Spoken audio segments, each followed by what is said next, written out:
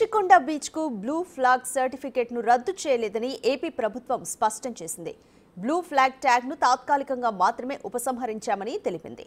Safety protocols update చేయాలని blue flag foundation సూచించిందని 2 రోజుల్లో audit తర్వాత పునరుద్ధరిస్తామని ప్రభుత్వం స్పష్టతనిచ్చింది.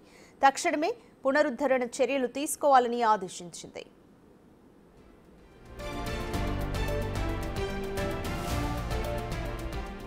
కాగా విశాఖ రుషికొండ బీచ్ అత్యంత ప్రతిష్టాత్మకమైన బ్లూ ఫ్లాగ్ గుర్తింపును కోల్పోయింది. రుషికొండ వద్ద 600 మీటర్ల తీర ప్రాంతాన్ని బ్లూ ఫ్లాగ్ బీచ్ గా ధృవీకరిస్తూ 2020లో డెన్మార్క్ కు చెందిన ఫౌండేషన్ ఫర్ ఎన్విరాన్మెంటల్ ఎడ్యుకేషన్ సంస్థ సర్టిఫికెట్ ను జారీ చేసింది. అయితే కొంతకాలంగా ఇక్కడ బీచ్ లోకి శునకాలు రావడం, సీసీ కెమెరాలు పనిచేయకపోవడం వంటి ఘటనలు చోటు చేసుకున్నాయి.